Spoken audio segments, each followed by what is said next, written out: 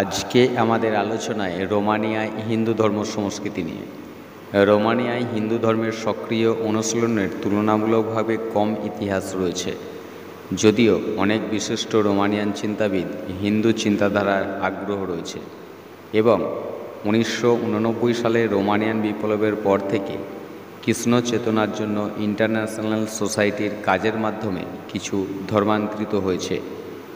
হরে কৃষ্ণ ভক্ত সারা দেশে জীবন অনুষ্ঠান এবং অন্যান্য সাংস্কৃতিক উৎসবের জন্য বিনামূল্যে খাবার সরবরাহ করে।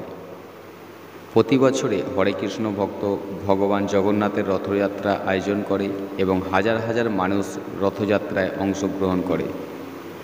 বুখারেস্ট লোটাস নামে একটি প্রকাশনা সংস্থা, তারা বৈদিক দর্শনের বিবেকানন্দ, রামচরক, কৃষ্ণানন্দের বই প্রকাশ করে।